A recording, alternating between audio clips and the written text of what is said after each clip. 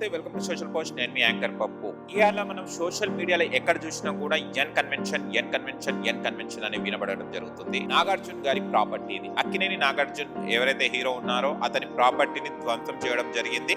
అంటే ధ్వంసానికన్నా ముందు first of all మనం చూస్తే గనక ఇక్కడ చెరువు ఉంది. ఆ చెరువు పక్కకే ఇది ఎన్ కన్వెన్షన్ హాల్ ఉంది.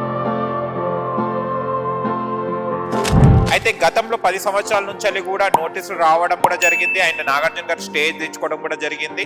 ఆయన ఇది ఎఫ్ఎల్టీ అంటే చెరువు పక్క కట్టకూడని ప్రదేశంలో వీళ్ళు కట్టారన్న ఉద్దేశంతో మన తెలంగాణ సీఎం రేవంత్ రెడ్డి గారు దీన్ని కూల్చివేయడం జరిగింది.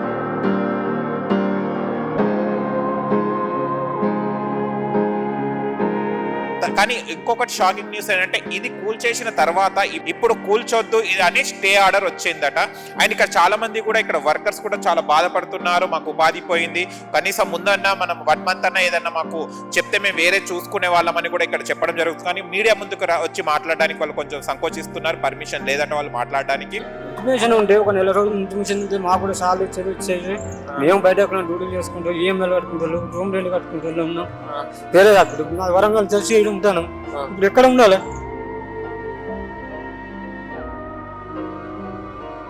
ఆయన నాగార్జున గారు గతంలో కూడా నోటీసులు వచ్చాయి, ఆయన తన స్టే తెచ్చుకోవడం కూడా జరిగిందని చెప్పారు.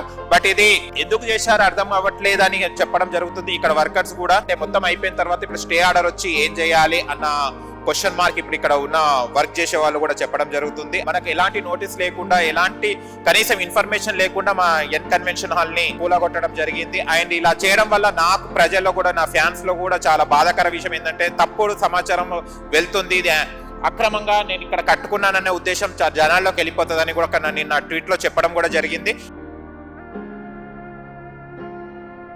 ఇక్కడ జరిగిన ఇన్సిడెంట్ మళ్ళీ చూస్తే గనక రేవంత్ రెడ్డి గారు ఇది హైడ్రా అనే కాన్సెప్ట్ ని తీసుకురావడం జరిగింది. హైడ్రా కాన్సెప్ట్ ని అమలు చేయడం కూడా జరిగింది ఇక్కడ. అండ్ ఏదైనా కూడా సీఎం రేవంత్ రెడ్డి గారు చూస్తుంటే గనక మళ్ళీ అపోజిషన్ పార్టీ వాళ్ళనే చేస్తున్నారు, లేకుంటే వాళ్ళ పార్టీ వాళ్ళని కూడా, ఎవరైతే అధికారంలో ఉన్న పార్టీ వాళ్ళది కూడా ఇలానే చెరువు ఎఫ్ఎల్టీ దగ్గర వాళ్ళ ప్రాపర్టీస్ ఉంటే కూడా ధ్వంసం చేస్తారా అన్నది అందరిలో క్వశ్చన్ మార్క్ ఉంది. అందరు కూడా క్వశ్చన్ మార్క్ ని రేజ్ చేసి కూడా చెప్పడం జరుగుతుంది. అంటే అపోజిషన్ పార్టీస్ కే ఇలా చేస్తారా? ఎందుకంటే గతంలో చూస్తే కనుక నాగార్జున గారు, అక్కినేని నాగార్జున గారు జగన్మోహన్ రెడ్డి అంటే వైసీపీ పార్టీకి సపోర్ట్ చేస్తారని తెలుసు. ఆ కక్షపూర్వకంగానే లేకుంటే ఈ కన్వెన్షన్ హాల్ ని కూలగొట్టడం జరిగిందా ధ్వంసం హైడ్రా అనే పేరుతోని అని కూడా కొంతమంది వ్యక్తం చేయడం జరుగుతుంది. బట్ ఏ మాటకి కానీ అపోజిషన్ వాళ్ళే కూలుతున్నాయి, కానీ పార్టీ అంటే ఇప్పుడు ప్రజెంట్ పార్టీ ఉన్న వాళ్ళవి కూడా చెరువుల దగ్గర అండ్ ఏదైతే ఉందో ఎఫ్ఎల్టీఏ అండ్ బఫర్ జోన్ లో ఉన్నాయి కూడా ప్రాపర్టీస్ కూడా కూలగొడతారా? మళ్ళీ ఎందుకు ఈ ప్రభుత్వంలో ఉన్న వాళ్ళే ఎందుకు ఇంకా కూలగొడతలేరు? ఎందుకు ఈ హైడ్రా అనేది దాంట్లో వర్క్ చేస్తలేదు అని కూడా క్వశ్చన్ వ్యక్తం చేస్తున్నారు చాలా మంది. ఇది కక్షపూర్వకంగా చేశారా, లేకుంటే నిజంగానే ఇది ఎఫ్ఎల్టీ అంటే ఇక్కడ చెరువు దగ్గర ఉంది కాబట్టి ఇది కన్స్ట్రక్షన్ చేయకూడదన్న ఉద్దేశంతోనే చేశారా? మళ్ళీ చేసే ముందు నోటీసులు ఎందుకు ఇవ్వలేదు అనేది నాగార్జున గారు కూడా ట్వీట్ లో చేయడం జరిగింది. కూలగొట్టదని స్టే ఆర్డర్ కోర్టు ఇవ్వడం ఏంటిది అండ్ ప్రభుత్వం కూలగొట్టడం ఏంటిది అన్నదే క్వశ్చన్ మార్క్ గా మిగిలింది. అండ్ ఇక్కడ చూస్తే కనుక ఇది చాలా మందికి 300 మంది ఉపాధి వాళ్ళు ఇక్కడ జాబ్ చేసేవాళ్ళు, 300 మెంబర్స్ అంటే ఇక్కడ జాబ్ చేసేవాళ్ళు. అండ్ వాళ్ళు కూడా నిన్న చూస్తే కనుక చాలా బాధపడ్డారు. అండ్ ఇప్పుడు కూడా వాళ్ళు చెప్తున్నారు, అసలు మాకు ఎక్కడికి వెళ్ళాలి, మేము ఇక్కడ ఉండే వాళ్ళు, మాకు నివాసం ఇక్కడనే, ఆ పొట్ట చేతులు పట్టుకొని వచ్చాం, మేము ఇక్కడికి జీవన ఆధారం కోసం వచ్చాం, ఇవాళ జీవన ఆధారం మాకు లేదు అండ్ మేము ఎక్కడ ఉండాలి, ఇక్కడనే ఉండే వాళ్ళం, ఇప్పుడు అనుకోకుండా మాకు రూమ్స్ ఇవ్వమంటే, ఇల్లు ఇవ్వమంటే ఎవరిస్తారు రెంట్ కి అని వాళ్ళు కూడా వాపోతున్నారు. కానీ మీడియా ముందుకి రావడానికి వాళ్ళు భయపడుతున్నారు. అంటే వాళ్ళకి పర్మిషన్ లేదు, మళ్ళీ ఏమనుకుంటారు అనే ఉద్దేశంతో వాళ్ళు రావడం లేదు. బట్ హైడ్రా అనేది చాలా మంచి ఇంప్లిమెంటేషన్ అండి. హైడ్రా అనేది మంచిగా చేయాలి, బట్ అందరికీ న్యాయం జరగాలి, అందరికీ అలాగనే చేయాలన్న ఉద్దేశంతో చాలా మంది వ్యక్తం చేస్తున్నారు సీఎం రేవంత్ రెడ్డి గారికి. అంటే అపోజిషన్ పార్టీసే కాకుండా తన పార్టీలో ఉన్న వాళ్ళని కూడా హైడ్రా అనేది ఇంప్లిమెంట్ చేయాలనేది కూడా చెప్తున్నారు. బట్ నాగార్జున గారు మాత్రం ఏమంటున్నారంటే, శశిమీర నేను ఎలాంటి అక్రమ గజం కూడా నాది అక్రమంగా లేదు, ఇది పట్టా భూమి చెప్పడం కూడా జరిగింది ట్వీట్ లో. అండ్ ఇది మాత్రం నేను స్టే ఆర్డర్ తెచ్చుకుంటాను, అండ్ మన న్యాయబద్ధంగానే వెళ్తాను, కోర్టుని ఆశ్రయిస్తానని వెళ్ళడం కూడా జరిగింది. ఆర్డర్ కూడా వచ్చింది, స్టే ఆర్డర్. మళ్ళీ అది ఎంతవరకు మళ్ళీ అది పని చేస్తుంది, కూలగొట్టిన తర్వాత స్టే ఆర్డర్ రావడం కూడా వేస్టే కదా అని ఇక్కడ ఉన్న వర్కర్స్ కూడా చెప్తున్నారు. మళ్ళీ దీన్ని పునఃప్రారంభం చేస్తారా లేదా అన్నది వేచి చూడాలి. మళ్ళీ కోర్టు మాత్రం స్టే ఆర్డర్ ఇచ్చింది కూలగొట్టొద్దని.